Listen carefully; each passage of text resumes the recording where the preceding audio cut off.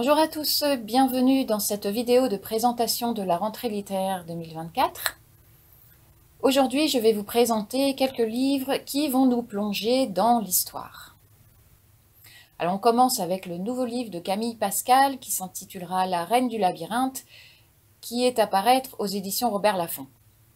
Camille Pascal va nous raconter l'histoire véritable de l'affaire du collier de la reine. Alors c'est un scandale qui a ébranlé la monarchie sous Louis XVI, qui a fortement écorné l'image de la reine Marie-Antoinette.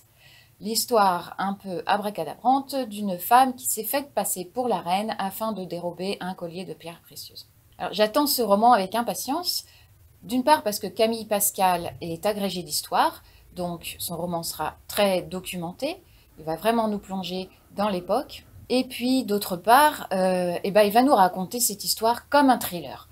Donc un roman qui va s'adresser aussi bien aux férus d'histoire qu'aux personnes qui vont découvrir cet épisode de notre histoire. Le deuxième titre dont je voulais vous parler est celui de Thierry Thomas qui va s'intéresser à Georges Feydeau. Son livre s'intitulera Feydeau s'en va, il est à paraître aux éditions Albin Michel.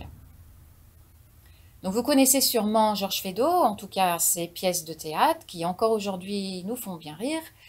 Mais l'homme Georges Feydeau est plutôt mal connu, et Thierry Thomas va nous raconter un petit peu son histoire. Il va nous le présenter en 1916, donc plutôt à la fin de sa vie.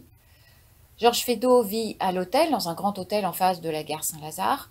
Il vit un petit peu reclus, il est séparé de sa femme, séparé de son fils. Il a du mal à terminer une pièce qu'il a entamée avant la guerre et qu'il n'arrive pas à terminer. Et puis il va se lier avec une jeune veuve de guerre et qui va essayer de l'aider à terminer sa pièce. Alors celui-ci, c'est un roman que j'ai lu, que j'ai beaucoup apprécié.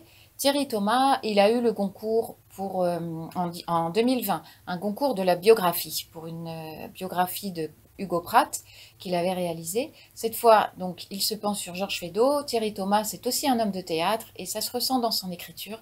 C'est un roman plutôt mélancolique, avec de très beaux dialogues. Si vous ne connaissez pas Georges Feydeau, je vous le recommande. Le troisième roman dont je veux vous parler commence également en 1916.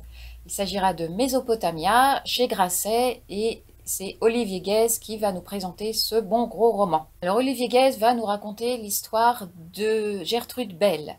Gertrude Bell, c'est une Britannique issue de la très bonne société. Elle a été archéologue, écrivaine, alpiniste et puis espionne également. C'est une Laurence d'Arabie au féminin. Et Olivier Guèze va nous raconter son histoire, donc dans les années 20, intimement mêlée donc à la Mésopotamie, l'Irak actuel, qui intéressait fortement les puissances occidentales à l'époque à cause du pétrole, bien entendu. Donc un roman épais, avec des personnages hauts en couleur, et évidemment qui nous en dit beaucoup sur l'époque actuelle, puisque tout ce qui s'est passé dans les années 20 à cette époque en Irak a des répercussions encore aujourd'hui. C'est vraiment un roman dont on va parler à la rentrée. Et enfin, le quatrième roman dont je voulais vous parler aujourd'hui, c'est le nouveau livre de Clémence Boulouc, à paraître aux éditions Robert Laffont.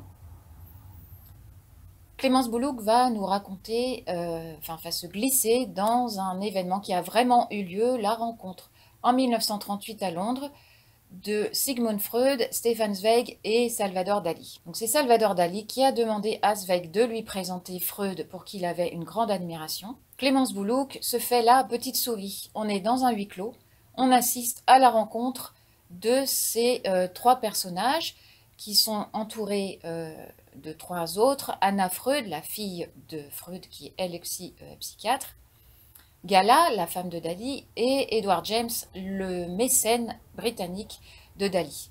Donc ces six personnes vont se rencontrer chez Freud, et Clémence Boulouc va inventer leur dialogue. C'est un roman brillant, donc très dialogué forcément. Il y est question du nazisme évidemment, de l'état de l'Europe à cette époque, du judaïsme, du sionisme, et puis de l'art et de ce que peut faire l'art dans nos vies. Alors c'est un roman qui est un peu teinté de mélancolie puisque Freud est à la fin de sa vie. Zweig a fui son pays envahi par les nazis. Et à côté de ça, il y a Salvador Dali, un peu foufou. C'est assez extraordinaire la façon dont Clémence Boulouk nous fait vraiment entendre la voix de ces trois personnages emblématiques. Et c'est un livre qui porte très bien son nom, que je vous recommande, et qui s'intitulera Le sentiment des crépuscules. Voilà pour cette présentation de quelques livres de la rentrée littéraire prochaine. N'hésitez pas à laisser vos commentaires ou à nous dire quels livres vous attendez avec impatience. Je vous dis à bientôt.